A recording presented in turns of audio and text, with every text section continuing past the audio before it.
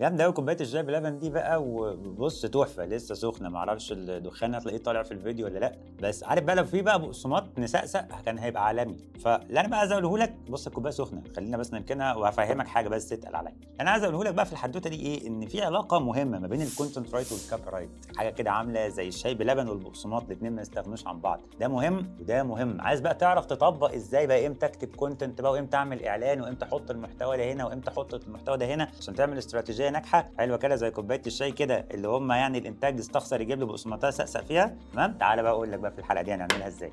يالّا بينا. السلام عليكم ورحمة الله وبركاته، أهلا بيك في حلقة جديدة من سلسلة ذا كافي رايتر، واللي بنتكلم فيها عن عالم كتابة المحتوى وصناعة المحتوى عموما. كلامنا النهارده بقى يا سيدي عن نوعين مهمين جدا من أنواع كتابة المحتوى أو عملية صناعة المحتوى، الكونتنت رايت والكوبي رايت. والمهم بقى في الحلقة دي هي التطبيق ما بينهم. تعرف ازاي تستخدم الكونتنت رايت بعد ما تعرف عنه معلومات، تعرف ازاي تستخدم الكوبي رايت بعد ما تعرف عنه معلومات. فيلا بينا نبدأ في الحلقة. خلينا نبتدي الأول بمصطلح الكونتنت رايتنج أو عملية كتابة المحتوى، وهي عبارة عن إيه واستخدمها إمتى؟ بص يا سيدي، كل محتوى أنت بتكتبه بغير غرض البيع أو إن أنت مش عايز منه بيع، أنت بس عايز تعمل بيه عملية الانجيجمنت أو إن أنت تتواصل مع العميل بتاعك، عندك خدمة جديدة أو منتج جديد وعايز تبتدي إن أنت تسوق له، عايز تبتدي ترفع الأويرنس، تعمل عملية الوعي أو التوعية إن أنا يا جماعة أنا فلان المتخصص في المجال الفلاني، فلان اللي بيقدم الخدمة الفلانية، أنا فلان البيزنس بتاعي كذا أو أنا شركتي كذا. كل ده بيندرج تحت بند فكرة الكونتنت رايتنج. أنت مش بتبيع، أنت بتبني علاقة وطيدة مع الجمهور بتاعك. طيب تقول لي ازاي اقدر ابني العلاقه دي؟ العلاقه دي بتبنى عن طريق ان انت بتوفر له حاجه هو عايزها، هو محتاجها ضروري، او بتوفر له حل تقيل او حل جوهري لمشكله هي عنده. البيزنس بتاعك في نهايه الامر هو موجود علشان خاطر يا يحل مشكله يا اما يوفر ميزه معينه الجمهور بتاعك محتاجها. ده منطقي جدا. فطالما انت بتوفر الحاجات دي او التفاصيل اللي انا بحكي لك عليها دي، فانت كده بتقدم محتوى مكتوب يطلق عليه كونتنت رايتنج.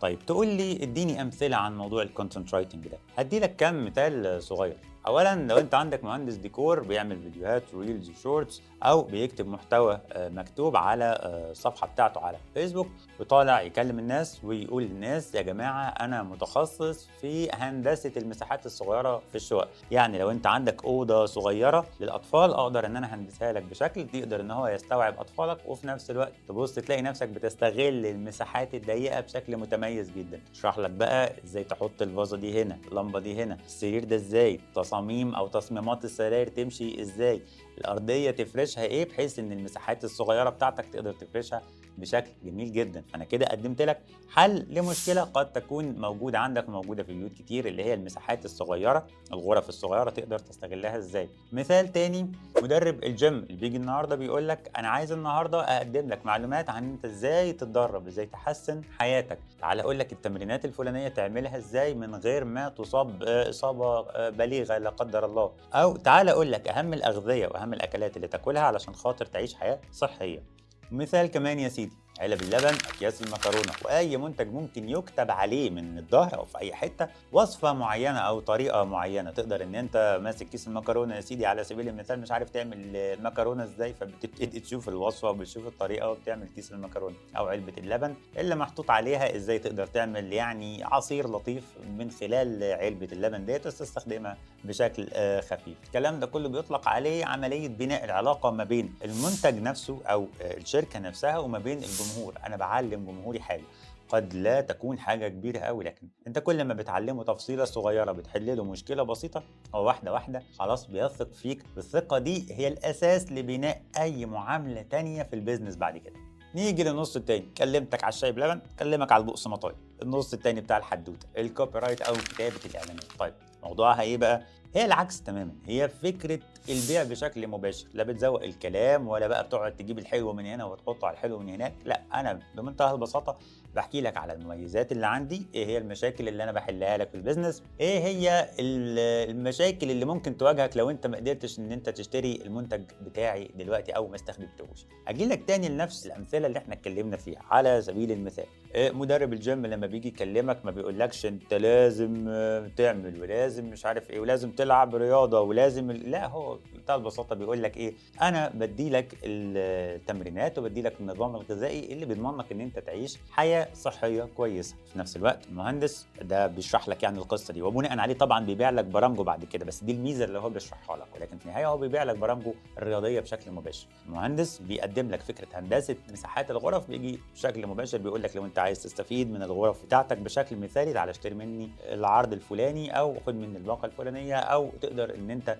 تكلمني عشان تاخد خصم لفتره محدوده. الكلام ده كله بيندرج تحت عمليه البيع المباشر. بقدم لك المواصفات بتاعه البرنامج بتاعي، بقدم لك الخدمات اللي انا ببيعها لك بشكل مباشر. وادي لك مثال تاني، النواحي الفنيه الموجوده في التكييف، زي ما كنا اتكلمنا في فيديو سابق قبل كده ان التكييف ده بيوفر في الكهرباء. لو جيت اديت لك المصطلح التقني بتاعه وقلت لك ده تكييف انفرتر، ممكن ناس كتيره ما تفهمش يعني ايه انفرتر، ولكن لو بسطت لك المعلومه وقلت لك ده بيوفر في الكهرباء، انت كده هتفهم الميزه الموجوده وبالتالي هتقبل على شرائه. فبالتالي فكره توفير الكهرباء او ان انت تعيش حياه صحيه سليمه، او فكره ان انا اقدر اهندس لك المساحات الصغيره في الغرف، كل ده بيندرج تحت الافاده او المميزات اللي انا بديها لك وبقول لك تعالى اشتري مني بشكل مباشر خدماتي.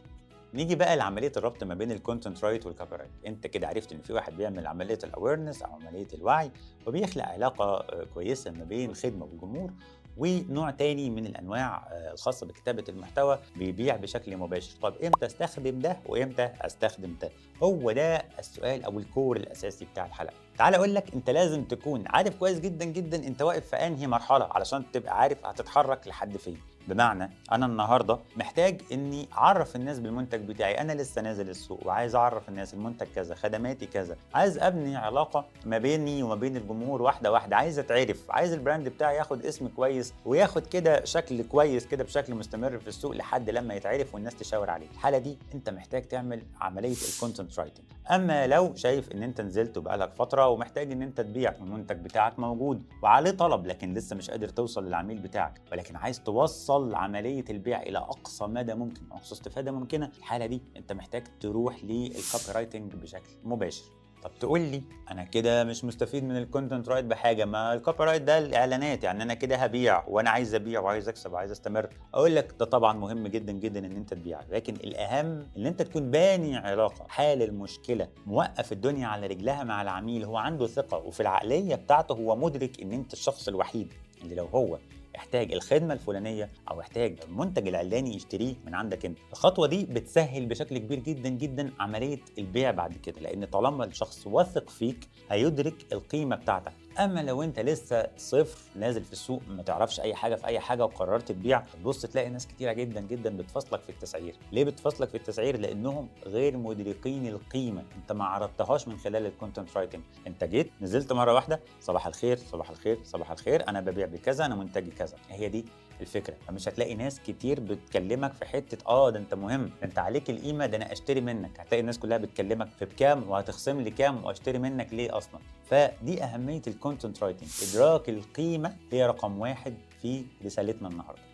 في الختام كان هذا كل شيء بالنسبه لحلقه النهارده، ويا دوبك الحق اقفل الحلقه قبل ما كوبايه الشاي تبرد، لان زي ما قلت لك يعني محتاج اشربها بسرعه بصراحه، حتى كيف روقها يعني اسمها علينا.